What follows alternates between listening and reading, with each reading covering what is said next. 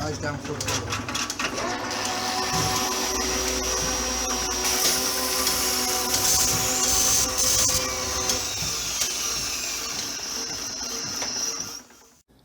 Tuesday morning, folks, and I'm in the new motor. It's an all singing, all dancing, electronically controlled, vastly complex, low battery Volvo, and I don't know what anything does, but there you go.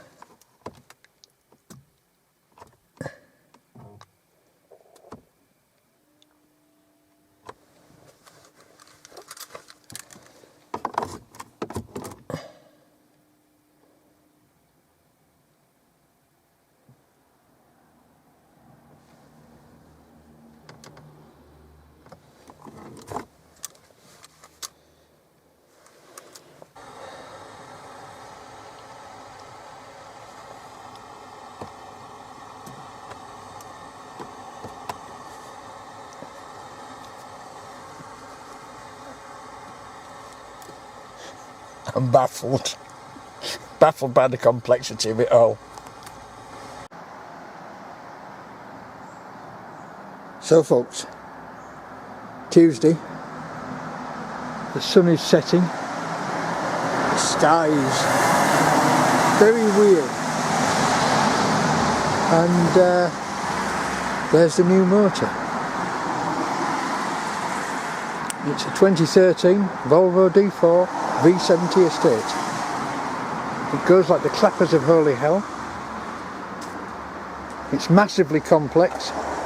Everything's electronic. It all seems to work, if only I could fathom out how to work it. It's high mileage, but it's only £35 a year to tax it, if you can believe it. £35 a year. There you go. And so far, so good. We got to the garage yesterday. Me and Izzy, my daughter, got to the garage, and I said, "Just a minute. I don't know how to open the petrol cap, the flap." "Oh God," she said. So we looked around all over the dashboard, and I said, "Quick!" I said, "There's no point looking in the manual because it's like looking in the Bible, you know." I said, "Google it quick," and she googled it, and we found it. And sure enough, there's a little button hidden away on a panel somewhere. Click, and it opened. But it's very quiet, it's very warm, and it's very nice. And I've booked it in for a thorough scutting, mechanically, and filters and cam belts and all that crap, on the 17th. So then I shall find out from John, my mate, what a bag of shit I've bought. But still miss that one down there. But I'll get used to it. I'll have to get used to it. There's no two ways about it. But it's MOT'd till next October, so there can't be that much wrong with it. It's probably got a dual mass flywheel vibration or something stupid. But it's Volvo's own 5-cylinder engine, so I'm hopeful that it will be good. It's certainly smooth and quiet. It's a nice motor. Well, I've just been doing a job. I've just been doing the job that I decided not to video because it was the most disgusting job you've ever done in your life. It was the time to descale the U-bend on the siphonic toilet. So I've done it. I didn't film it. I took the toilet out, got my little camera in, scraped it out. The trouble is I put the brick acid in it, and the brick acid had eaten the lime scale, but it was still there in thick sheets, and it hadn't flushed away, so I scraped it. You don't want to know this, do you? You don't want to know this. I scraped it out and got my hand in there and lifted the big bits out, and then I got the wet and dry vacuum in there and vacuumed the rest out, and now I've left it sitting in brick acid all back together, and super duper. And now I'm going to Michael's for 5 or 10 minutes to play VSL lathes. so I'll take you with me. So here it is, folks, the Boxford VSL 3-phase. What did we say it was? Year? About 1972, 73, like that. didn't we? And it's been used for reconditioning alternators and dynamos. Alternators, starters, dynamos. Starters and dynamos. Generators, proper, right. you know. Yeah, and it's covered, 24 covered in carbon dust. And it was all black. Unfortunately, it was so black you couldn't see any of the. You look at this on here. That isn't paint missing. That's set carbon dust, and it does come off. It does come off, and reveals paint underneath it if you can get it off without. Yeah, if you can get it off without knackering the paint. Yeah. But it is coming, isn't it? It is. Oh, engineer's level. Get that precision level out of there. I know. And in a box. But this is the problem, you see. Right. Like, all this chipping. Yes. All this heavy chipping. It's just yes, chipped. that. It's chipped. You're going to have to probably only stopper that. Okay. You want to flat it with some wet and dry. Get all the loose flaky paint off. Flat it with some coarse wet and dry, and then stopper it. Yeah. Okay. Right, and then let's have a look. Let's have a close look. Yeah, it is.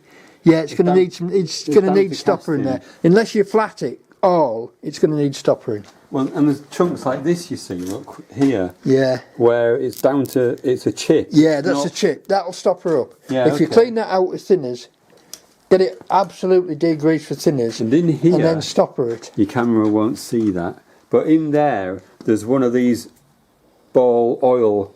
Oh, is there? Oilers. You have to turn round to get to it. And you find it, yeah. It took me 3 or 4 revolutions to actually spot it on all the ground. This is actually clarted, isn't it? Oh God, it's everywhere. Yeah. Yeah, that's soft. That comes off. Look. Oh God, yeah. Well, you can take the banjo off, you know.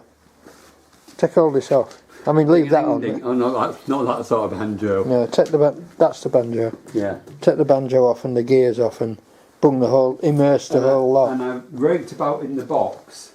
Yeah. And came across an old. And it's got rusty. a quick change tool post.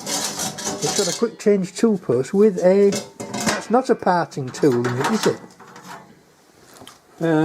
Yes, it's a parting tool. It's a very big, thick parting tool. It is, but it's a job. I do a job with it where I want to just graunch a chunk off. All right. Okay. So I came across this in the box. And I thought, what on earth is that for? It's for that. Yes. Nice. So it's not. Does the other end fit that one, or does the same end fit that one? Same end. Same end. So nice. It's not a proper Boxford one. Yeah. You see,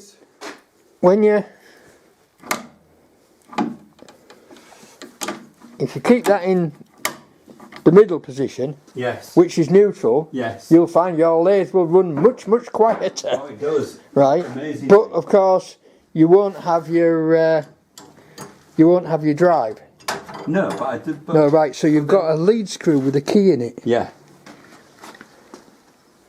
And nothing coming out of there. Lead screw with a key in it. Yeah. So the key does the driving. Drives the feeds. Yeah. And then the lead screw, of course, is the half on the half nut. Is on the half nut, but it all works off this lever.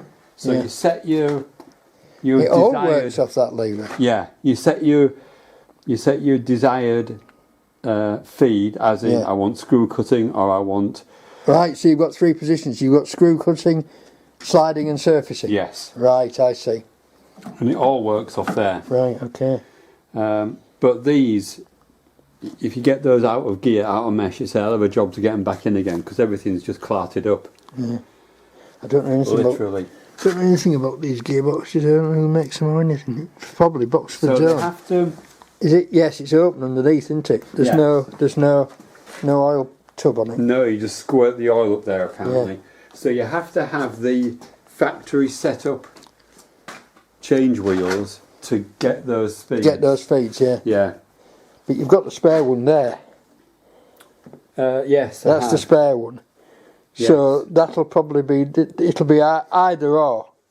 But with I would this have one, said. so you know, with a lot of lathes like Myford's, you have to use a 127 tooth gear. Yeah, converter gear. You don't with this. You just don't. swap the gears round. Right. And it doesn't need, because it's got the screw cutting gearbox. Yeah. You don't need the 127 tooth gear. So you can change it. You swap them round effectively. You reverse the positions of them. Yeah. And then you get metric Oh. feeds off your screw cutting gearbox. Oh, that's a new one on me. So yeah, You've been looking at lathes.co.uk. I have. Excellent. Well, it is coming on, isn't it? It is. It is coming I on. mean, you but couldn't. All of this was black. You couldn't yeah, see no, any of the you couldn't. placards You couldn't. at all. But Yeah. it's just. But it's everywhere. You know, it's Yeah. round. Well, you can see on the motor. You can see Yeah. on the top of the motor that Exactly. it's Oh yeah, that's just carbon dust. absolutely You know. everything's covered in carbon dust. Yeah. Yeah. I mean, that's not.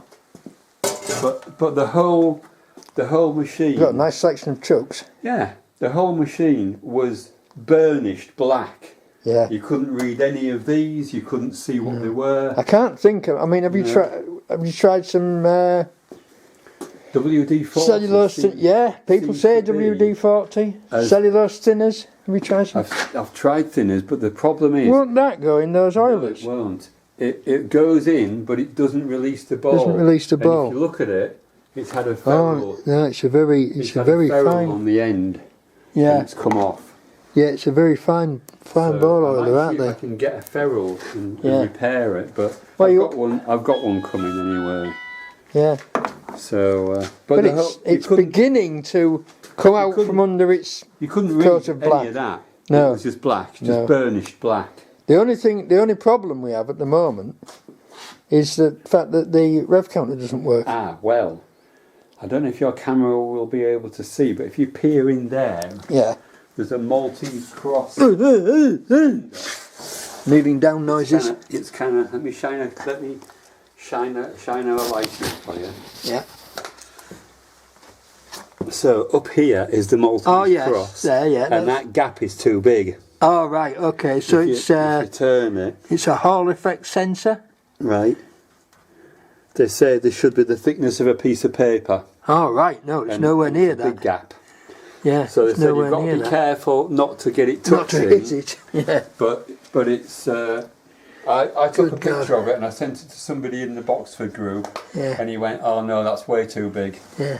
And do you reckon that'll come? Oh, it will come off. Yeah, I've had it soaked in. Oh, it's bringing the paint off with it, unfortunately. No, I don't think it will. You see, it's just. Oh, maybe it's my thumbnail that's bringing the paint off packed it. up.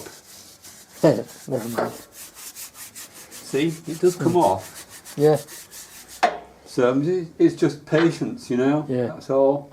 So I'm going to take that lot off and clean it. Well, that's the door for there, is it? Yes. Yes, it is. Yeah. That is where the lube pump would go. Yes, under But they there. didn't all have them fitted. Under there. Yeah. Yeah. But they didn't all have them fitted. No, well, and there's and on some, you're at choice whether to fit one or not.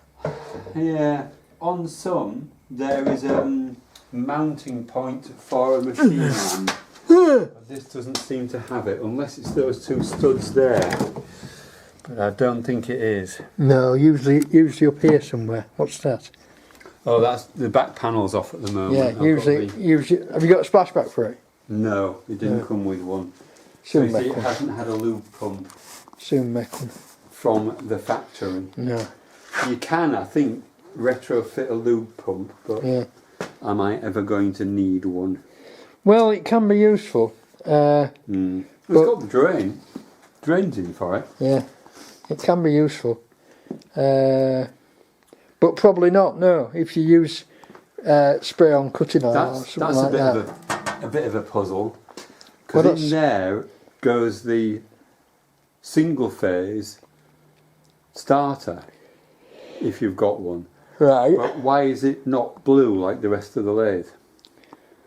Well, because it's a And- blanking plate. Is it the wrong? Is it a blanking plate? It's on the wrong way around. Because you've just got this, haven't you? Yes, yeah, And you've got relays in there, yes. and that just operates the relays. Yes, but weirdly as well, that's supposed to have a lockout on it, And it hasn't. and it hasn't. Oh, there you go. Fingers. I don't think it has. That's weird because I had the lathe running. Yeah, you broke it. Oh no. Ah, yes. There we go. Ah, right, the lockout is on. You're not supposed to be able to do that. No, no.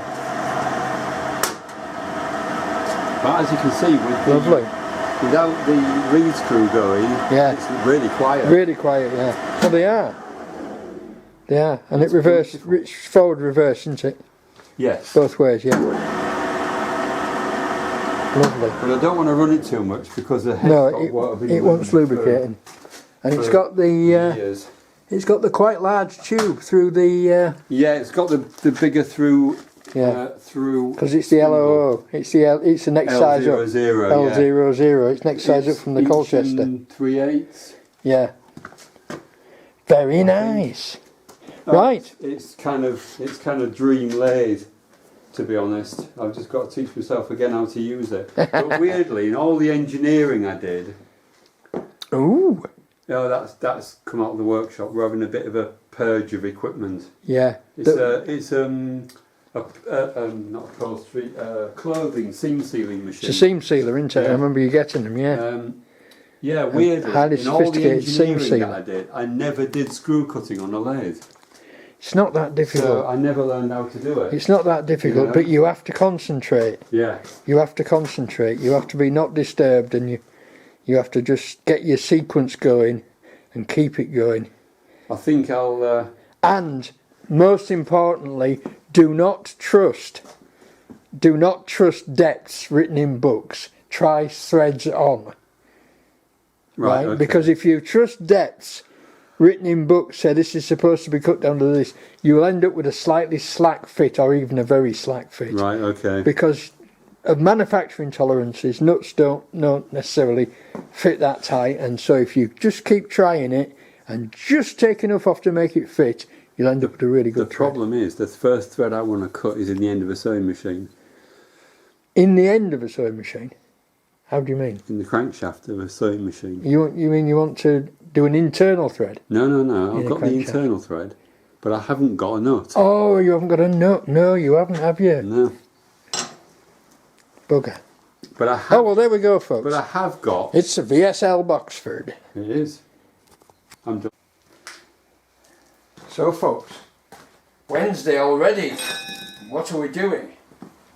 We're cutting...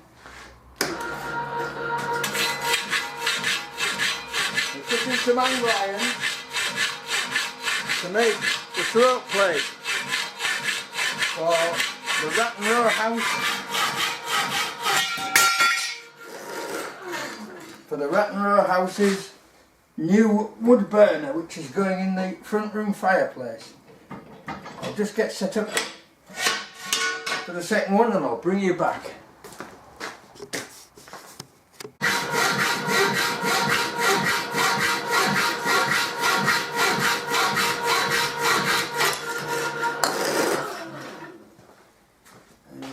One piece. Right.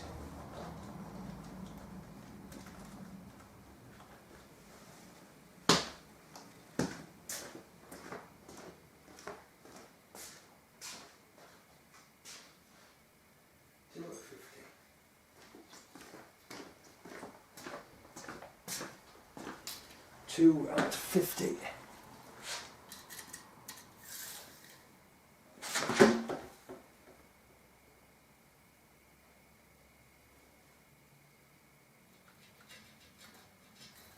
$2.50.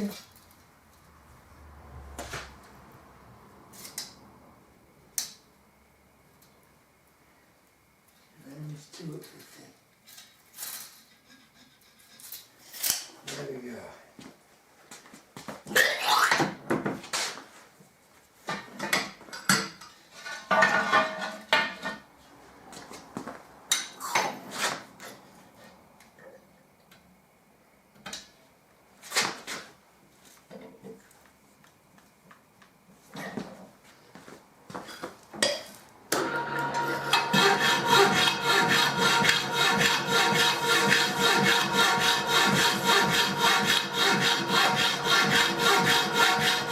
that can of cutting oil runs out, I just have to close the workshop.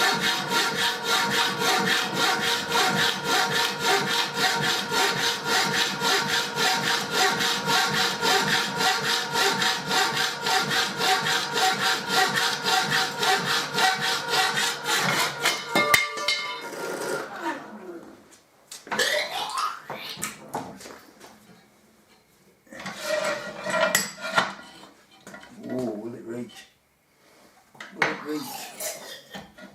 Yes, it will.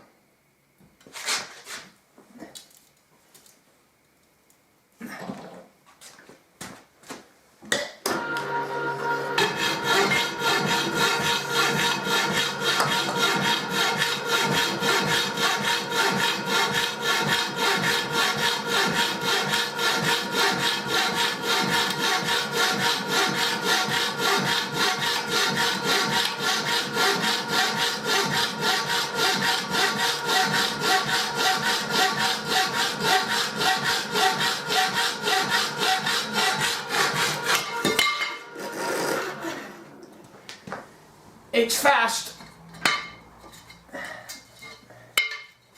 There we are. 2 at 50. So folks, Thursday, and what am I doing? Well, that should give you a clue. And there's the job. It's a small wood burner going in a fireplace, only slightly larger than the wood burner. If the wood burner was 3 inches taller, it wouldn't go in, but luckily it isn't. So that's my plate, that's my closing plate, that's my frames on the wall for the closing plate. They're fitted, they're drilled and fitted, but I'm going to put some more holes in to put self-tapping screws into the closing plate, so we can screw it all down and get it gas tight with some nice black sealer, some nice black silicone. Right, off we go. It's hole drilling time. Of course I charged into drilling the holes and forgot to turn the camera on, didn't I? Like you've never seen anybody drill holes before.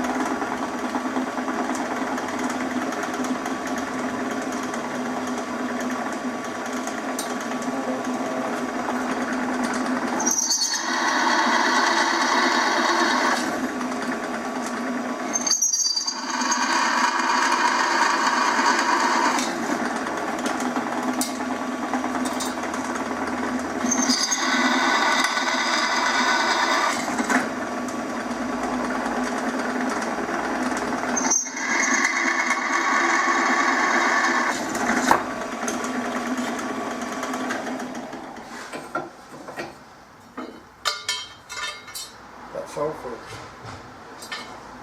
When you're drilling holes for roll plugging, always make sure that you drill the holes larger than your masonry drill, and then you can get one fixing in, put the level on, lift it into position and drill straight through the hole, right, like I didn't, but now I have.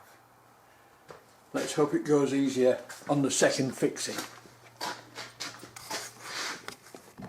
Now folks, it's taking shape. All the holes drilled, some nice self-tapping bolts, actually roofing bolts for fixing it all on with, and now I need to cut that bugger out. Only trouble is it won't go under my drill stand, so I'm going to have to, it won't go under that one either, will it? No, it won't. So I'm going to have to drill a hole somewhere near the edge and then go around it with the tin snips and file it to suit. Off we go. Well, every air-powered nibbler I've got refuses to cut this, so it's back to tin snips. Hard work, but it's getting there, and it's quite a nice line, although I know I'll need to file it or grind it somewhat to get a good fit. But the only thing to do is just to keep plugging away at it, and soon it'll be done. And then I don't have to go up the chimney anymore. There ought to be a law about sending old men up chimneys. It really is awful. Cruel, that's what I call it. And after much grinding and riving and chewing, it's a good fit. And now to make a piece to go around here to trap not asbestos rope, a glass fibre rope against that, so that it's sealed. And then we're almost there. I don't have to cut the piece for inside, and we can go back and fit it. Thank the Lord. There it is folks, all finished and ready to fit tomorrow. And when I'm fitting it, I'll take you with me and I'll explain it as it goes in. It's a fitting kit. There's the angle irons. I think I've got it all. I'll soon find out tomorrow if I haven't. Right folks, Friday. And here we are, up a chimney, getting ready to put the angle irons onto the pre-drilled holes and do the final fixing. But before I put them on, I should be putting a bead of mastic down the top, just so that it seals against the brickwork. Right, let's be on. Right folks, that's two of the angles in and a piece of cement board in, which I'm just putting in as an extra bit of insulation above the steel sheet. Right, third angle to go in, and then we can go around and seal the underside with some black flue mastic, and then we're ready for the metal sheet to go in, which slides in from the front. Let's do it. Here's a very close view, laying inside the chimney. Woo woo. There we go folks, all sealed in, all finished. Put the gasket on, and now we've pushed the pipe up out the way so that we can slide the wood burner in and then just pull the pipe down into the collar at the top and seal it with fire cement. And thank the Lord for that. It's done. When I built this fireplace, I built these vents into the back so that there's constantly plenty of air for the burner to burn. Just a little thought there. stove in and finished. Maybe wants to just twist a little bit. I'll have to get a tape measure and measure it, but where I can measure it from I don't know. Front of the hearth I suppose. But she's in. Thank the Lord. There she is, folks. Sealed into the flue and finished. Job's a good one. What this house should have had from the first place, really. I should have rigged it for a wood burning stove, because the flue is, well, it's all brand new. It's brand new right to the top, and it's ceramic lined. So it's a good flue, but it's quite a large flue, and it'll be a foot by 9 inches or something like that. And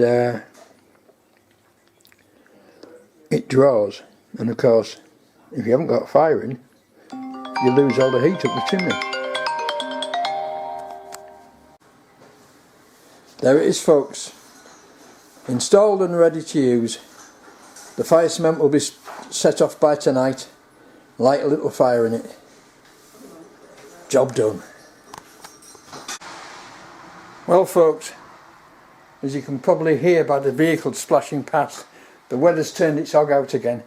We've just had a colossal downpour, complete with hail and sleet, and everything's running water. So, the fireplace is finished, thank God. Do you ever volunteer to do things and then think afterwards, I should never have done that? Never mind, it's done now and it's a good job.